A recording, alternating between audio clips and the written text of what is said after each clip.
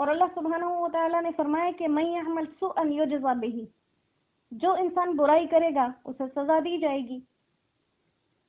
آیت مبارکہ جب یہ نازل ہوئی تو صحابہ کرام کو بہت دکھ ہوا، بہت تکلیف میں پڑ گئے، سب شدید پریشان ہو گئے کہ اگر ہر برائی کے اوپر پکڑ ہوگی تو ایسا تو کوئی انسان ہی نہیں ہے جس سے کوئی غلطی نہ ہو، چھوٹی یا بڑی، ہر ایک پر پکڑ ہوگی تو یہ جزا اور سزا کا حساب کتاب۔ تو بہت پریشان ہوئے۔ جب حضور صلی اللہ علیہ وسلم نے ان کی پریشانی دیکھی تو ان کو تسلی دی کہ یہاں پر جس سزا کی بات کی جا رہی ہے اس سے لازمی نہیں ہے کہ اللہ وہ جہنم کی سزا ہی دیں، بلکہ دنیا میں جو چھوٹی موٹی تکلیفیں یا مصیبتیں تمہیں پیش آتی ہیں یہ گناہوں کا کفارہ بن جاتی ہیں اور ہر برائی کی جزا ہوتی ہے وہ۔ لہٰذا یہاں تک کہ اگر کسی کے پاؤں میں کانٹا بھی چلا جائے تو وہ بھی اس کے گناہوں کا کفارہ ہو جائے گا۔ تو جو انسان برائی کرے اس کو سزا دی جائے گی۔ تو یہ جو سزائیں ہیں یہ نیک لوگوں کے لیے زیادہ بہتر ہیں۔ ایک نیک انسان ہے، اس نے غلطی کی، اللہ سبحانہ و تعالیٰ نے اسے کوئی چھوٹی موٹی سزا دے دی تو کیا ہو گیا؟ بہتر ہو گیا، اس کا گناہ ختم ہو گیا، گناہ سے پاک ہو گیا۔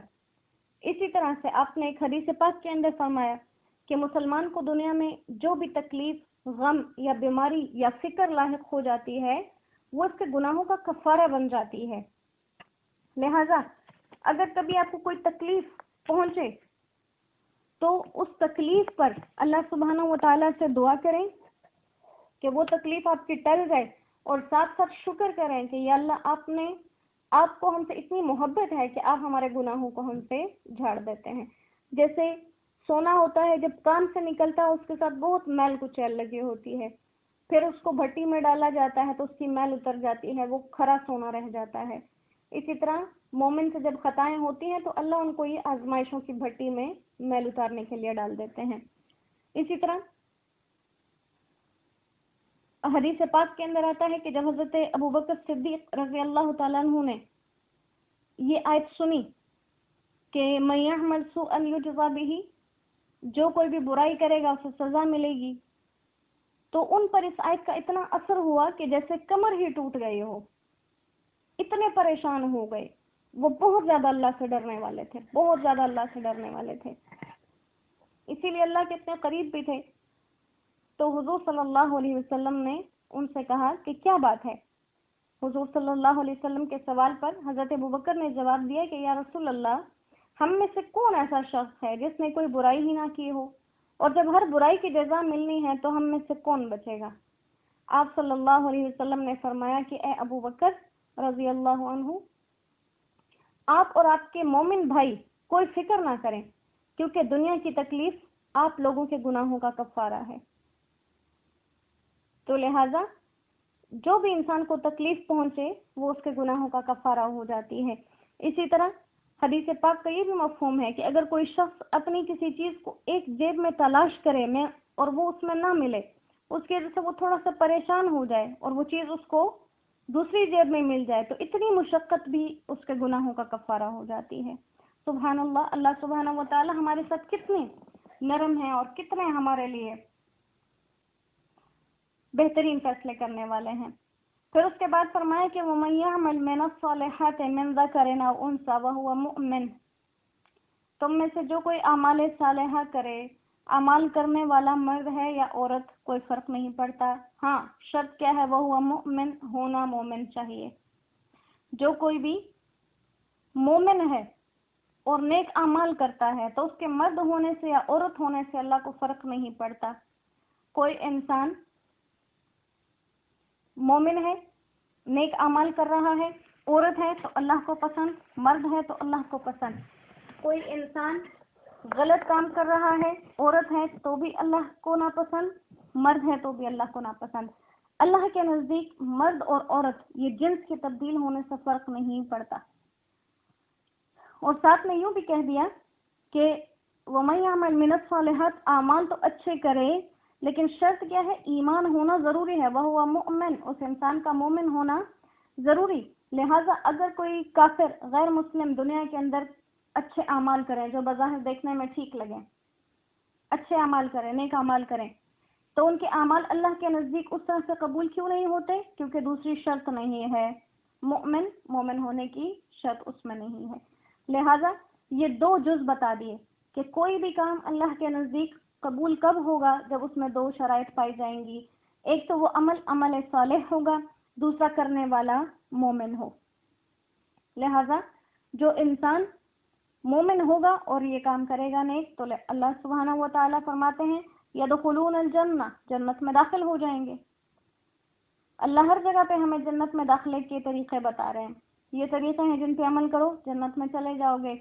پھر ساتھ ساتھ کہا وَمَنْ أَحْسَنُ دِينًا مِمَّنْ أَسْلَمَ وَجْهَهُ لِلَّهِ وَهُوَ مُحْسِنٌ۔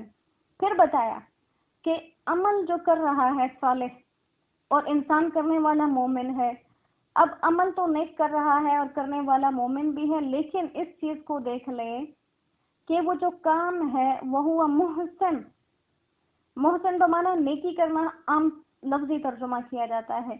محسن کا مطلب کیا ہے کہ عمل کا درست ہو جانا، محسن کا مطلب عمل کا درست ہو جانا۔ اب یہ جو انسان مومن بھی ہے، نیک عمل بھی کر رہا ہے، اس کو ساتھ یہ بھی پتا ہونا چاہیے جو کام میں کر رہا ہوں وہ درست بھی ہے یا نہیں، شریعت کے مطابق ہے یا نہیں۔ مثال کے طور پہ ہم روزہ رکھ رہے ہیں، ہم مومن ہیں، ایک شرط ہم میں پائی گئی، روزہ رکھ رہے ہیں، عمل صالح ہے، لیکن ہم یوں کریں کہ روزہ ہم ظہر سے بند کریں اور اگلی فجر پر کھول دیں، اب طریقہ درست نہیں ہے، لہٰذا یہ روزہ نہیں کہلائے گا۔ تو وہ محسن کا معنی کیا ہوا؟ درست عمل کرنا۔ ہم کوئی عمل کریں شریعت میں دیکھ لیں، اس کام کو حضور صلی اللہ علیہ وسلم کس طریقے پر کر گئے، صحابہ کرام نے کس طرح سے ادا کیا، تو پھر ہمیں سمجھ آ جائے گی کہ یہ کام ہم ایسے کریں گے۔